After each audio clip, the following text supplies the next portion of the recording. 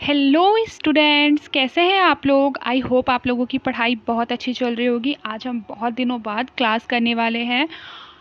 तो आज हमारी जो क्लास होने वाली है वो काफ़ी लंबी होने वाली है, तो आप लोगों को बहुत ही पेशेंस के साथ बैठना होगा। तो चलिए आइए शुरू करते हैं। आपके स्क्रीन पर आपको पहला क्वेश्चन दिखाई दे रहा होगा कि ऐहोल अभिलेख किससे संबंधित है। ठीक है, तो चलिए आइए देखते हैं किससे संबंधित है।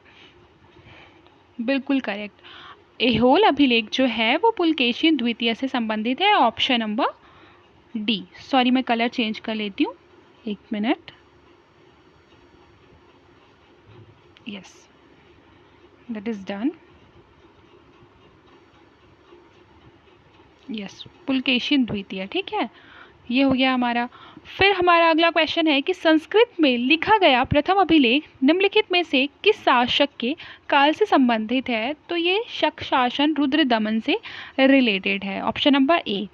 फिर हमारा है सियूकी किसकी यात्रा वृत्तांत है। तो सियूकी हमारा है ह्वेनसांग की, मतलब ये ऑप्शन नंबर सी। ठीक है, जनरली देखिए कि हम लोग कंफ्यूज हो जाते हैं फोयूकी और सियूकी में। जनरली मतलब ऐसा होता है कि हम फोयूकी को समझ लेते हैं ह्वेनसांग की है, और बाकी जो सियूकी है उसे फाहियान की समझ लेते हैं। बट ऐसा नहीं है।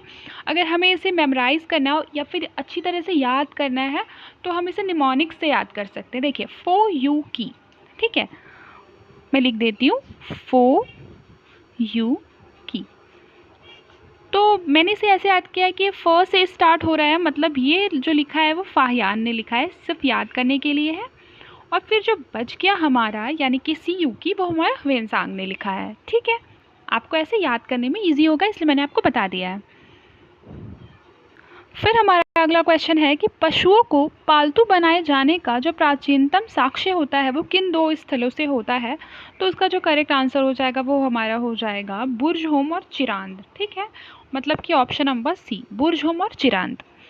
फिर आगे देखते हैं नवपाषाण काल से संबंध में कौन सा जो कथन है वो असत्य है। तो सबसे पहले ऑप्शंस देख लेते हैं। देखिए, फर्स्ट ऑप्शन में हमारा दिया है कि दक्षिण भारत में इस काल की जो तिथि होती है वो 2500 ईसा पूर्व से 1000 ईसा पूर्व के बीच क्या होती है, निर्धारित की जाती है। फिर हमारा दूसरा ऑप्शन है कि इस काल में मानव खाद्य पदार्थों का उत्पादक बन चुका था। फिर तीसरा है कि कर्नाटक में ब्रह्मगिरी और संगलकू के उत्खनन से ज्ञात हुआ है कि इस काल में मानव ने क्या किया है, गेहूं का उत्पादन करना शुरू कर दिया था। फिर हमारा ऑप्शन नंबर डी है कि इस काल में हाथ और चाक से बने बर्तन का जो निर्माण है वो किया जाता था। तो इसका जो करेक्ट आंसर हो जाएगा वो हमारा हो जाएगा, सॉरी, असत्य पूछा है क्योंकि करेक्ट, एक मिनट, देखिए इसमें पूछा है कि कौन सा असत्य है। तो गेहूं का उत्पादन हमें पता है कि इस टाइम पे नहीं हुआ था। ठीक है, नवपाषाण काल में गेहूं का उत्पादन नहीं हुआ था, हमें मतलब हमने पढ़ा है। तो ये हमारा करेक्ट आंसर हो जाएगा क्योंकि इसमें असत्य पूछा है। बाकी ये जो 3 कथन दिए हुए हैं वो सत्य हैं। फिर हमारा अगला क्वेश्चन है छठवां नंबर कि हड़प्पा संस्कृति से प्राप्त ब्रंसिका जूसी नामक प्रजाति जो है वो किस फसल से संबंधित है। काफ़ी अच्छा क्वेश्चन है और काफ़ी इंपॉर्टेंट क्वेश्चन भी है। ठीक है, तो याद रखिएगा जो ब्रंसिका जूसी होती है वो मटर, मटर को कहते हैं। किसे कहते हैं, मटर को। फिर है कि घोड़े का जीवाश्म कहाँ से प्राप्त हुआ है। तो बिल्कुल करेक्ट, घोड़े का जो जीवाश्म है वो सुरकोटरा से प्राप्त हुआ है, यानी ऑप्शन नंबर ए। फिर है किस सैंधव स्थल से युग्म शवाधान के जो साक्ष्य हैं वो प्राप्त हुए हैं, 8 नंबर क्वेश्चन। तो इसका करेक्ट आंसर हो जाएगा Lothal, option number A, Lothal से युग्म शवाधान के साक्ष्य प्राप्त हुए हैं। और आपको पता होगा कि युग्म शवाधान क्या होता है, मतलब जोड़े में क्या करना कि शवाधान करना, मतलब शव को जोड़े में जलाना या फिर उनकी अस्थियों को जलाना। ठीक है, जब शरीर मृत हो जाता है। आगे बढ़ते हैं। मांडा नामक हड़प्पाई स्थल निम्नांकित में से किस नदी के किनारे स्थित था। ठीक है, तो उसका हमारा करेक्ट आंसर हो जाएगा कि चिनाब नदी के, ऑप्शन नंबर बी। फिर है निम्नांकित में से किस स्थल से प्राप्त एक ईंट पर बिल्ली का पीछा करते हुए कुत्ते का चिन्ह है। तो इसका करेक्ट आंसर हो जाएगा हमारा चनहूदड़ो, ऑप्शन नंबर सी। फिर है निम्नलिखित में से किस अवस्था को सिंधु सभ्यता के परिपक्व अवस्था माना जाता है। तो इसका करेक्ट आंसर हो जाएगा ऑप्शन नंबर डी 2200 से 2000 ईसा पूर्व। फिर है निम्नलिखित में से सैंधव सभ्यता के मूल निवासी कौन थे? तो सैंधव सभ्यता के मूल निवासी कौन थे? Proto Australoid, option number A. अब जो हमारा अगला क्वेश्चन है कि कौन सी इमारत मोहनजोदड़ो की सबसे बड़ी इमारत थी? तो ये हमें पता है कि मोहनजोदड़ो की जो सबसे बड़ी इमारत थी वो अन्नागार थी, ऑप्शन नंबर डी अन्नागार धान्य कोठार। ठीक है, फिर ये बहुत ही इंपॉर्टेंट क्वेश्चन है मैच द कॉलम, जिसमें कि कुछ वर्ड्स दिए हुए हैं जो कि क्या कहे जाते हैं उससे रिलेटेड है। ठीक है, जैसे फॉर एग्जांपल पालागल दिया हुआ है।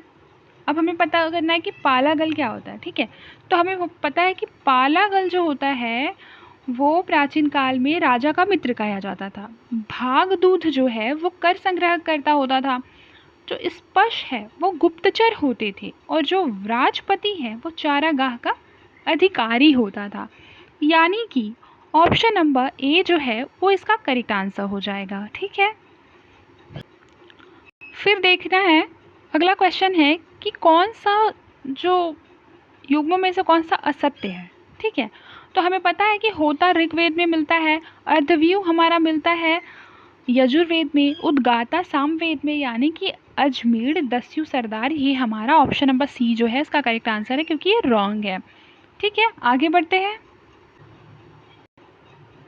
देखो अब हमारा अगला क्वेश्चन है 16 नंबर। ठीक है, निम्नलिखित में से उत्तर वैदिक काल में लिखे गए ग्रंथों का जो सही क्रम है वो कौन सा है? ठीक है, मतलब प्रारंभ से हमारा अंत तक लिखना है। तो सबसे पहले हमारा वेद आए थे, फिर हमारा ब्राह्मण, फिर हमारा आरण्यक, और उसके पश्चात हमारा उपनिषद। ठीक है, यानी ऑप्शन नंबर बी जो हो जाएगा ये इसका करेक्ट आंसर हो जाएगा। फिर है आर्यों के संबंध में निम्नलिखित में से क्या असत्य है? ठीक है, सबसे पहले चारों कथन पढ़ते हैं ताकि हम आंसर ढूंढने में क्या हो, आसानी हो। तो पहला हमारा ऑप्शन है कि ऋग्वैदिक सभ्यता ग्रामीण सभ्यता थी, क्योंकि आर्य पशुपालन एवं कृषि करते थे। ठीक है, फिर हमारा क्या दिया हुआ है कि ऋग्वैदिक आर्य प्रकृति की पूजा करते थे। फिर थर्ड है कि मैक्स मुलर के अनुसार आर्य मूलतः मध्य एशिया के निवासी थे। फिर है हमारा ऑप्शन नंबर डी कि पूर्व वैदिक युगीन आर्य महिलाओं को राजनीतिक तथा आर्थिक अधिकार प्राप्त थे। ठीक है, तो इसका जो करेक्ट आंसर हमारा हो जाएगा 17 नंबर का, वो हमारा हो जाएगा ऑप्शन नंबर डी, ये जो असत्य है, क्योंकि पूर्व वैदिक युगीन में महिलाओं को क्या थे, राजनीतिक और आर्थिक अधिकार प्राप्त नहीं थे। ठीक है, फिर उसके बाद अगर सत्य कथन पूछते तो ये तीनों ही हमारा क्या है, सत्य कथन है। जैसे ऋग्वैदिक सभ्यता ग्रामीण सभ्यता थी, हमें सबको पता है, और ऋग्वैदिक आर्य प्रकृति की पूजा करते थे, ये हम भी जानते हैं। फिर मैक्स मुलर के अनुसार आर्य जो थे वो मूलतः मध्य एशिया के क्या थे, निवासी थे। ठीक है, और महिलाओं को अधिकार जो है वो प्राप्त नहीं था। आई होप आपको याद हो गया होगा, और अब से ये क्वेश्चन अगर आएगा तो आप इसे गलत नहीं करेंगे। आगे बढ़ते हैं। अभी हमें बहुत सारे क्वेश्चन करने हैं, तो हम जल्दी जल्दी इसका आंसर देखते जाते हैं। ठीक है, वैदिक काल के धर्म की तुलना में महाकाव्यों के काल में धार्मिक विश्वासों में सबसे बड़ा अंतर क्या आया था? तो ऑप्शन नंबर डी इसका करेक्ट आंसर है, देवी देवताओं का प्राकृतिक रूप समाप्त करके उनके मानवीय रूप की क्या की गई थी, कल्पना की गई थी। ठीक है, आगे मैच द कॉलम में देखते हैं क्वेश्चन। भागदूत। ठीक है, भागदूत हमारा हो जाएगा बांटने वाला। ये तो नाम से भी स्पष्ट हो रहा है, भागदूत। भाग मतलब डिवाइड करना, डिवाइड करने से क्या होता है, कोई भी चीज़ बढ़ जाता है। जैसे ए को हमने बी से बांट दिया है डिवाइड करके, बिल्कुल वैसे अगर आपको निमोनिक्स से याद करने में क्या होगा, ईजी होगा। भागदूत बांटने वाला, तो अगर आपको एक भी पता होता कि भागदूत बांटने वाला होगा तो आप आसानी से ऑप्शन नंबर ए टिक कर देते। ठीक है, तो बिल्कुल इसी तरह से आपको एग्ज़ाम में क्या करना है, अपना जो थिंकिंग है वो डेवलप करना है। ठीक है, आगे बढ़ते हैं। फिर है हल संबंधी अनुष्ठान का सर्वप्रथम व्याख्यात्मक वर्णन किसमें मिलता है? तो इसका जो करेक्ट आंसर हो जाएगा वो हो जाएगा शतपथ ब्राह्मण। ठीक है, हल संबंधी अनुष्ठान का सर्वप्रथम व्याख्यात्मक वर्णन किसमें मिलता है, शतपथ ब्राह्मण। फिर है सत्यमेव जयते कहाँ से लिया गया है? ये तो क्वेश्चन बहुत रिपीटेड है, आपको याद होना चाहिए कि जो सत्यमेव जयते है वो मुंडकोपनिषद से लिया गया है, यानी कि ऑप्शन नंबर सी जो है वो हमारा करेक्ट आंसर हो जाएगा। देखो, फिर निम्नलिखित में से किस वेद में अस्तोमा सद्गमय लिया गया है? ठीक है, अस्तोमा सद्गमय। तो अस्तोमा सद्गमय जो है वो हमारा लिया गया है ऋग्वेद से। किससे लिया गया है? ऋग्वेद से। काफ़ी न्यू क्वेश्चन है और इस तरह के क्वेश्चन आने की संभावना जो है वो ज़्यादा है। फिर निम्नलिखित में से वह कौन सा उपनिषद है जिसमें सबसे पहले देवकी पुत्र और अंगिश के शिष्य के रूप में कृष्ण का उल्लेख मिलता है? तो इसका करेक्ट आंसर हो जाएगा छांदोग्य उपनिषद, यानी ऑप्शन नंबर बी। फिर हमारा मैच द कॉलम है जिसमें एक तरफ पे क्या दिए हुए हैं? महाजनपद दिए हुए हैं और दूसरे तरफ पे क्या दी हुई है? राजधानी दी हुई है। मंदा। तो चलिए आइए इसका आंसर देख लेते हैं। सबसे पहले तो काशी, काशी का जो है वो हमारा राजधानी है, काशी, काशी की राजधानी वाराणसी हो जाएगी। कौशल, कौशल की जो राजधानी है वो हमारा श्रावस्ती या अयोध्या हो जाएगी। अंग, अंग की चंपा। कुरु इंद्रप्रस्थ, यानी ऑप्शन नंबर सी जो है ये इसका करेक्ट आंसर हो जाएगा। ठीक है, आई होप आपको क्लियर हुआ होगा। लिखा है नंद वंश के जो संस्थापक है उनका नाम क्या है? ठीक है, तो नंद वंश के जो संस्थापक है उनका नाम है महापद्मनंद। ठीक है, जो नंदिनी के पिता थे। ठीक है, फिर हमारा है कि निम्नलिखित कथनों पर विचार कीजिए। पहला है अजातशत्रु ने अपने गुरु चाणक्य की सहायता से घनानंद की हत्या कर मौर्य वंश की क्या की थी? नींव डाली थी। तो ये तो रॉन्ग है क्योंकि चंद्रगुप्त मौर्य ने की थी, न कि अजातशत्रु ने, ये गलत है। फिर है महादेव के रूप में शिव का जो उल्लेख है वो सर्वप्रथम श्वेताश्वर उपनिषद में मिलता है, ये सही है, यानी ऑप्शन नंबर बी जो हो जाएगा इसका करेक्ट आंसर हो जाएगा। फिर हमारा अगला क्वेश्चन है कि छठी शताब्दी ईसा पूर्व में द्रोण मापक क्या था? द्रोण मापक जो था वह अनाज की तौल का निरीक्षक। फिर है महाजनपदों में किस प्रकार की राशन प्रणाली थी? तो इसका करेक्ट आंसर हो जाएगा ऑप्शन नंबर सी, कुछ में राजतंत्रात्मक और कुछ में गणतंत्रात्मक। ठीक है, देखिए फिर अगला क्वेश्चन है कि भारत के संबंध में जानकारी देने वाला वह कौन सा लेखक है जो सिकंदर के साथ क्या था? भारत आया था। तो इसका करेक्ट आंसर हमारा हो जाएगा ऑप्शन नंबर सी, नेरियाकस। फिर समकालीन किस ब्राह्मणवादी धार्मिक विश्वास के प्रति बुद्ध ने भी पूर्ण निष्ठा व्यक्त की थी? तो इसका करेक्ट आंसर हमारा हो जाएगा ऑप्शन नंबर बी, कर्म का सिद्धांत। फिर है निम्नलिखित में से किसे महानतम जैन विद्वान माना जाता है? तो उसका करेक्ट आंसर है हमारा स्थूलभद्र को महानतम जैन विद्वान माना जाता है। फिर अगला क्वेश्चन है किसके विवरण से हमें यह जानकारी मिलती है कि भागवत संप्रदाय का जो जन्म है सर्वप्रथम यमुना के किनारे मथुरा जनपद में हुआ था? तो उसका करेक्ट आंसर हमारा है ऑप्शन नंबर सी, मेगास्थनीज। फिर है जैन धर्मों के ग्रंथ की मुख्य भाषा क्या थी? तो जैन धर्मों के ग्रंथ की मुख्य भाषा प्राकृत थी, और याद रखिएगा कि अगर बहुत पूछेगा तो ये थी हमारा पाली। ठीक है, याद रखिएगा। फिर है निम्नलिखित में से सही जोड़े का चयन करना है। तो जैन धर्म के जो संप्रदाय थे वो श्वेतांबर और दिगंबर थे, बिल्कुल करेक्ट है। फिर अश्वघोष बुद्धचरित, हाँ। भद्रबाहु कल्पसूत्र, हाँ, यानी कि ऑप्शन नंबर जो डी है वो इसका करेक्ट आंसर है, सारे ही सत्य है। अब पूछ रहा है कि निम्नलिखित में से कौन सा जो कथन है वो असत्य है। हमारा अगला क्वेश्चन है निम्नलिखित में से कौन सा जो स्टेटमेंट है वो इनकरेक्ट है? ठीक है, तो पहला है कि महात्मा बुद्ध ने पुनर्जन्म के सिद्धांत का मंडन किया था, तो ये सही है। महात्मा बुद्ध ने कर्म के सिद्धांत का मंडन किया था, ये भी सही है। फिर है महात्मा बुद्ध के अनुसार भक्ति निर्वाण प्राप्ति का साधन है, ये रॉन्ग है। फिर है महात्मा बुद्ध के अनुसार तृष्णा का विनाश निर्माण प्राप्ति का साधन है, ये सही है। और यहाँ इनकरेक्ट पूछा है, मतलब कि हमारा जो करेक्ट आंसर हो जाएगा वो हमारा ऑप्शन नंबर सी हो जाएगा। फिर आगे बढ़ते हैं। फिर है बौद्ध धर्म के महत्वपूर्ण सिद्धांत प्रतित्य समुत्पाद के अनुसार क्या होता है कि प्रत्येक कार्य का कोई ना कोई कारण होता है, ऑप्शन नंबर डी। ठीक है, फिर आगे बढ़ते हैं। फिर है सर्वप्रथम किस महिला ने बौद्ध धर्म ग्रहण किया था? सर्वप्रथम तो ये थी महामाया, ऑप्शन नंबर डी। फिर निम्नलिखित में से कौन सा सिद्धांत है जिस पर महावीर स्वामी जी का अपने दामाद जमाली से क्या हुआ था? मतभेद हुआ था। तो इसका जो करेक्ट आंसर हो जाएगा वो हो जाएगा क्रिया माणकृत, यानी कि ऑप्शन नंबर डी। फिर निम्नलिखित सूचियों का क्या करना है? मिलान करना है। पहले दिया हुआ है उपसंपदा। ठीक है, उपसंपदा ये इसमें होगा कि जब संघ में प्रविष्ट होते थे तो उसे हम बोलते हैं बौद्ध धर्म में उपसंपदा। फिर उसके बाद है नति। नति होता था संघ की सभा का प्रस्ताव, नति। फिर है महाभिनिष्क्रमण।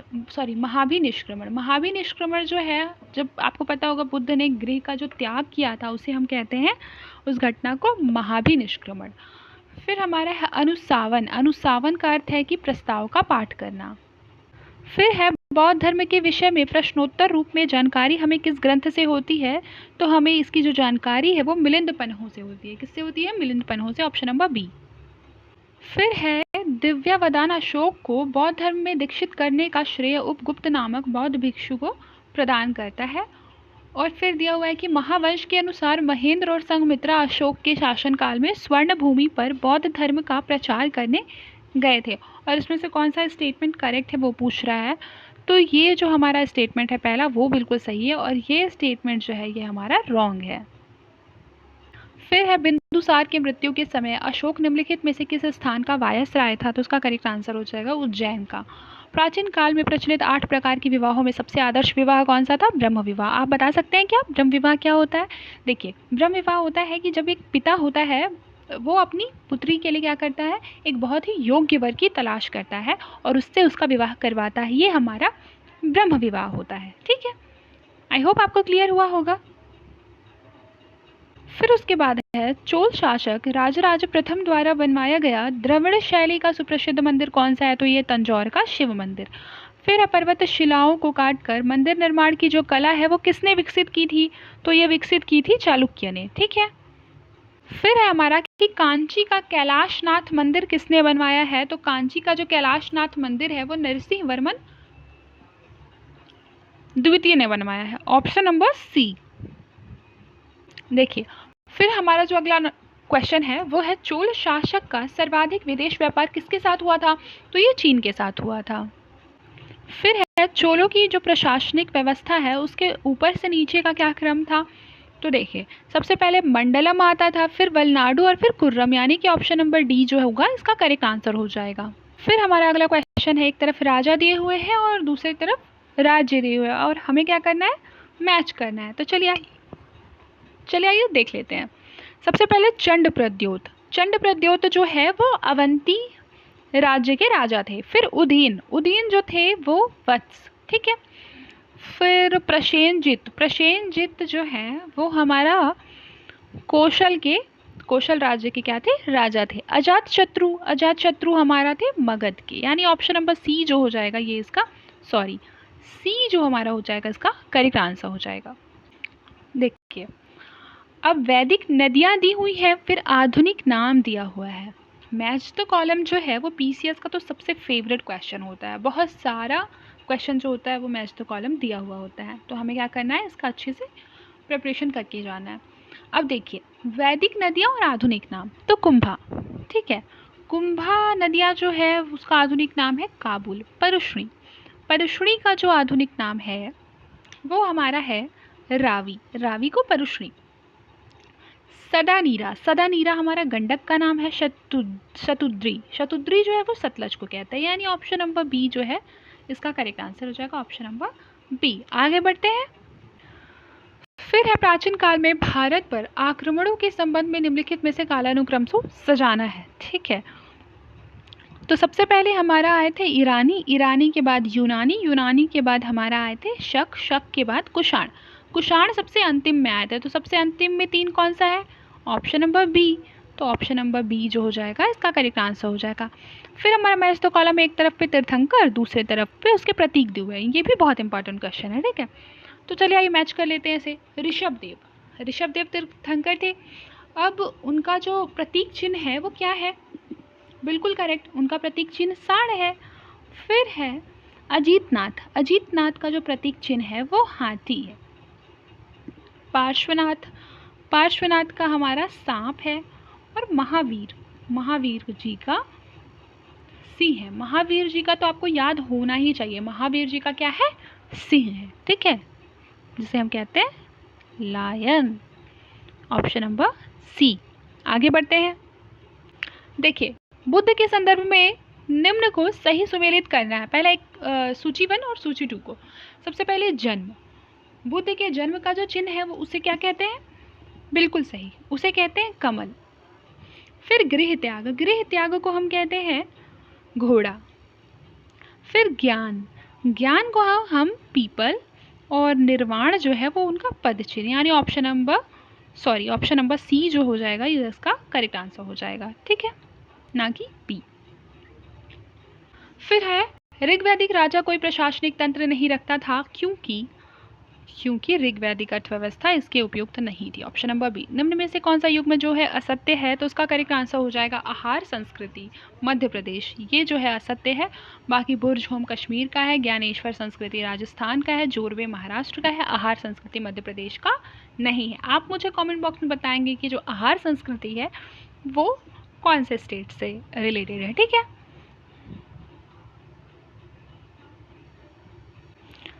फिर हमारा अगला क्वेश्चन है कि अशोक की शिलालेखों की जो तुलना है वो उसमें स्तंभ लेखों के संदेश में सर्वाधिक महत्वपूर्ण अंतर क्या है, ठीक है। तो जो इसका करेक्ट आंसर हमारा हो जाएगा वो हो जाएगा ऑप्शन नंबर बी कि स्तंभ लेखों में धम्म के बारे में कट्टरपन या धर्मांधता और अंधकारोन्माद का जो संकेत मिलता है, ठीक है, ये सबसे महत्वपूर्ण अंतर है।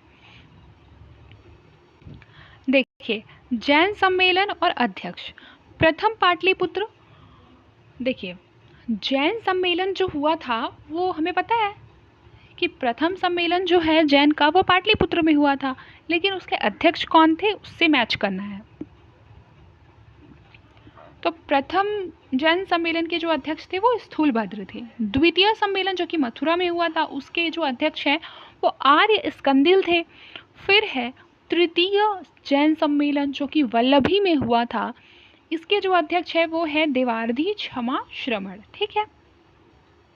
देखो, फिर है मैच द कॉलम जिसमें होता दिया हुआ है ऋग्वेद का पाठ करने वाला, उद्गाता सामवेद का पाठ करने वाला, अर्धवयु ये यजुर्वेद का पाठ करने वाला, ये तो हमने पढ़ा है पीछे, ब्रह्म यज्ञ का निरीक्षण करने वाला, यानी कि ऑप्शन नंबर ए इसका करेक्ट आंसर हो जाएगा। ये बहुत इंपॉर्टेंट क्वेश्चन है, ठीक है, ये वेरी वेरी इंपॉर्टेंट क्वेश्चन है, ये आपको एकदम अच्छे से याद कर लेना है, ठीक है।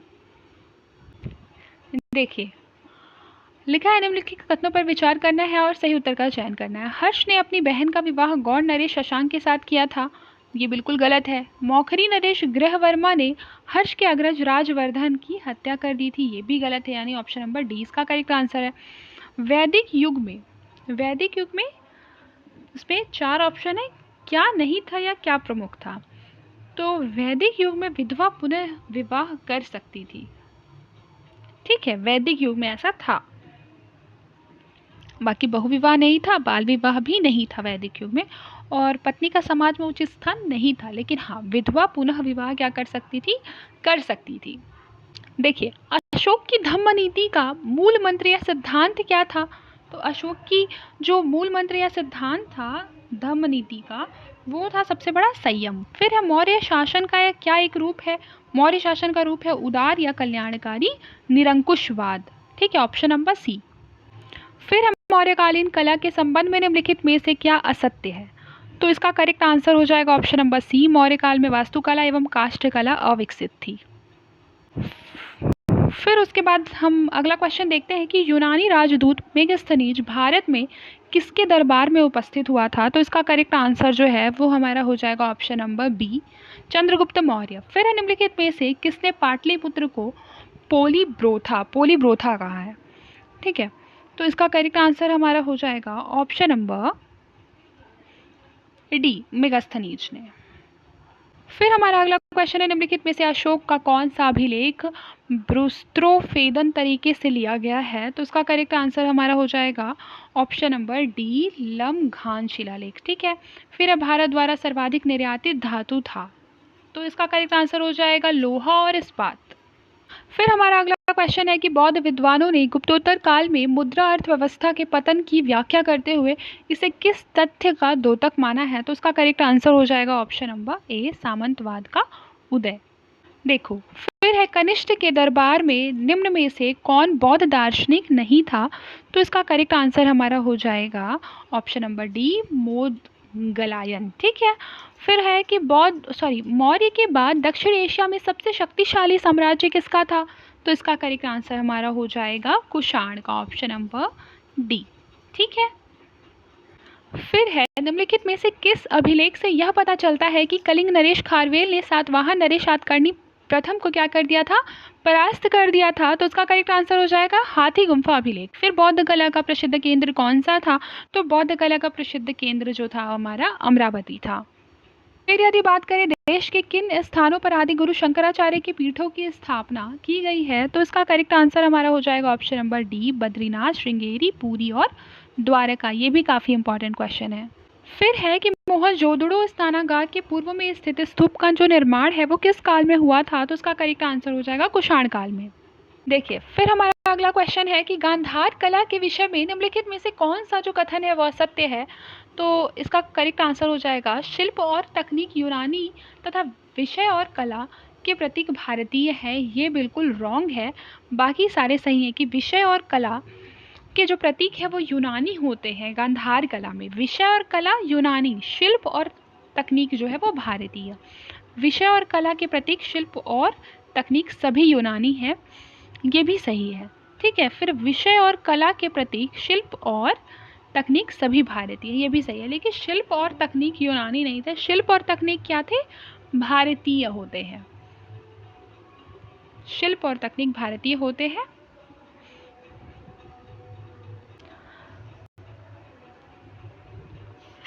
फिर आगे बढ़ते हैं, अगला क्वेश्चन देखते हैं। आपको आपकी स्क्रीन पर क्वेश्चन दिख रहा होगा 78 नंबर, कि निम्नलिखित में से किसके काल में जैन धर्म श्वेतांबर एवं दिगंबर संप्रदायों में क्या किया गया था, विभाजित किया गया था। काफ़ी इंपॉर्टेंट क्वेश्चन है। तो इसका हो जाएगा चंद्रगुप्त मौर्य के काल में ही क्या हुए थे कि जैन धर्म जो है वो श्वेतांबर और दिगंबर संप्रदायों में विभाजित हो गया था। फिर है रोमक और पॉलिस नामक ज्योतिष के सिद्धांतों को भारतीयों ने कहाँ से प्राप्त किया है, तो इसका करेक्ट आंसर हमारा हो जाएगा ऑप्शन नंबर ए, यूनानियों से। ठीक है, ऑप्शन नंबर ए। फिर है चोल राज्य का वास्तविक संस्थापक कौन था, तो चोल राज्य का जो वास्तविक संस्थापक है वो हमारे हैं परांतक प्रथम। फिर है तृतीय संगीति के अध्यक्ष कौन थे, तृतीय संगीति के अध्यक्ष ये हमारा अगस्त्य ऋषि थे। फिर संगम का अभिप्राय क्या होता है, तो संगम का जो अभिप्राय होता है वो हमारा होता है तमिल भाषा के विद्वानों की सभाएं, यानी कि ऑप्शन नंबर सी आपको आपके स्क्रीन पर दिखाई दे रहा होगा वो। ठीक है। फिर हमारा अगला क्वेश्चन है तोलकाप्पियम के संबंध में निम्नलिखित में से क्या सत्य है, तो इसका करेक्ट आंसर हो जाएगा ऑप्शन नंबर डी, यह तमिल व्याकरण ग्रंथ है। फिर है निम्नलिखित में से किस ग्रंथ की तुलना मैक्याली के प्रिंस से की जा सकती है, तो इसका करेक्ट आंसर हो जाएगा ऑप्शन नंबर ए, कौटिल्य का अर्थशास्त्र। फिर है गुप्त वंश का कौन सा प्रथम सम्राट था जिसने महाराजाधिराज की उपाधि धारण की थी। काफ़ी इंपॉर्टेंट क्वेश्चन है। इसका करेक्ट आंसर हो जाएगा चंद्रगुप्त प्रथम। ठीक है, ऑप्शन नंबर ए। देखिए, फिर आपके स्क्रीन पे आपको क्वेश्चन दिखाई दे रहा होगा कि गुप्त काल का अंतिम सम्राट कौन था, तो गुप्त काल का जो अंतिम सम्राट है वो हमारे कौन थे, बुद्धगुप्त थे, ऑप्शन नंबर ए। फिर सर्वप्रथम किस गुप्त शासक ने शकों को पराजित करने के बाद चांदी का सिक्का जारी किया था, इसका करेक्ट आंसर हो जाएगा चंद्रगुप्त द्वितीय। फिर हमारा अगला क्वेश्चन है कि निम्नलिखित में से कौन सा कारण है जिसके कारण उत्तर गुप्त काल में कृषकों ने कठिनाई से जीवन व्यतीत किया था, तो इसका करेक्ट आंसर हो जाएगा ऑप्शन नंबर बी, बेगारों की संख्या में वृद्धि, अत्यधिक कर निर्धारण और कृषि ऋण पर सूद की उच्च दर। ठीक है, ये जो है ये नहीं था, मतलब ऑप्शन नंबर बी इसका करेक्ट आंसर हो जाएगा।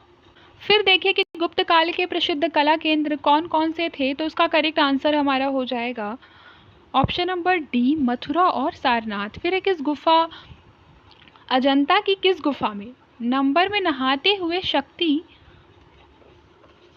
परीक्षा में लगे हाथियों के एक झुंड को दिखाया गया है, तो उसका करेक्ट आंसर हमारा हो जाएगा ऑप्शन नंबर ए, 10। ठीक है। फिर कश्मीर का प्रसिद्ध मार्तंड मंदिर निम्नलिखित में से किस देवता को समर्पित है, तो इसका करेक्ट आंसर हमारा क्या हो जाएगा, सूर्य देवता। क्या हो जाएगा, सूर्य देवता। फिर हर्ष द्वारा लिखे गए नाटक कौन से थे, तो हर्ष द्वारा लिखे गए जो नाटक थे वो है हमारा नागानंद, रत्नावली और प्रियदर्शिका, यानी ऑप्शन नंबर बी। कुछ लोग सोचते होंगे कि हर्षचरित जो है वो हर्ष द्वारा लिखा गया है, तो गलत। हर्षचरित हमारे बाणभट्ट के द्वारा लिखा गया है, जो कि हर्ष की जीवनी है। हर्षवर्धन की जीवनी है। हर्ष के शासनकाल का प्रसिद्ध विश्वविद्यालय कौन सा था? इसका करेक्ट आंसर हो जाएगा नालंदा।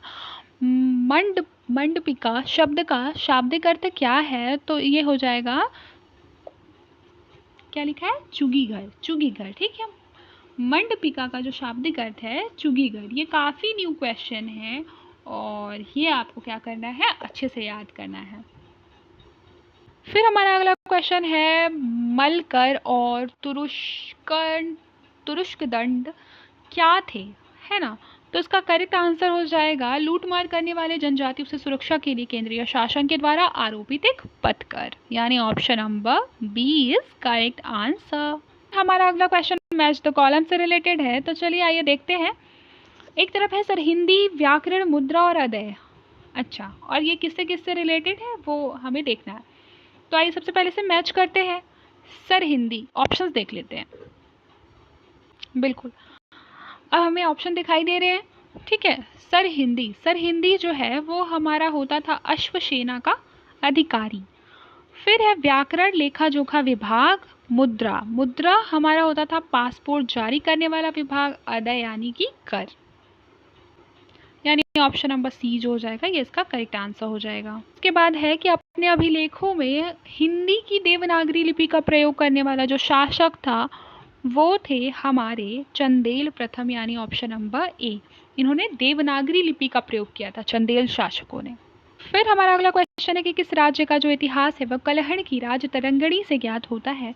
तो इसका करेक्ट आंसर हो जाएगा ऑप्शन नंबर सी, कश्मीर। फिर सिंधु घाटी सभ्यता की लिपि में चित्रों एवं प्रतीकों का प्रयोग किया जाता था, इसे अभी तक पढ़ा नहीं जा सका है, बाएं से दाएं लिखी जाती है। ठीक है, 99 नंबर क्वेश्चन है, बिल्कुल सही कि चित्रों प्रतीकों का प्रयोग था, अभी तक पढ़ा नहीं गया है, और ये बाएं से दाएं नहीं बल्कि दाएं से बाएं की ओर लिखा जाता है, दाएं से बाएं की ओर लिखा जाता है।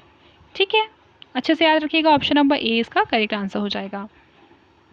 फिर हमारा अगला क्वेश्चन है, निम्नलिखित में से कौन सा जो स्टेटमेंट है वो सही नहीं है, पूछ रहा है। ठीक है, तो सबसे पहले देख लेते हैं कि जो मेघवर्धन है, नालंदा में मठ बनने की अनुमति मांगी थी, ये रॉन्ग है। ठीक है, बाकी ये सही है कि समुद्रगुप्त के पास लंका नरेश मेघवर्मन ने दूतमंडल भेजा था।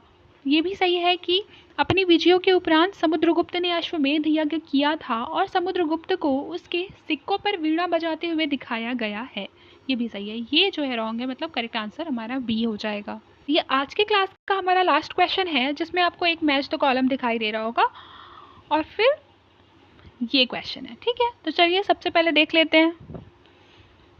मध्य पूरा पाषाण काल, इसमें खुरचनी बेधक संस्कृति थी। उच्च पूरा पाषाण काल में हमारा था फलक एवं तक्षणी संस्कृति। मध्य पाषाण काल में हमारा सूक्ष्म पाषाण संस्कृति, नव पाषाण पॉलिश्ण उपकरण संस्कृति, यानी ऑप्शन नंबर बी जो हो जाएगा ये इसका करेक्ट आंसर हो जाएगा। ठीक है,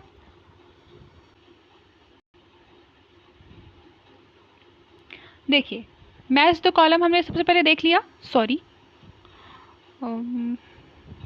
यस, मैच द कॉलम, तो मैंने आपको बताया कि इसका करेक्ट आंसर जो है वो बी है। ठीक है, फिर उसके बाद पन्नदत्त को किसने सौराष्ट्र का प्रांतपति बनाया था? तो ये हमारा हो जाएगा स्कंदगुप्त, ऑप्शन नंबर डी। ठीक है, आज के लिए बस इतना ही, मिलते हैं नेक्स्ट क्लास में, तब तक के लिए अपना ख्याल रखें और मन लगाकर पढ़ाई करते रहें।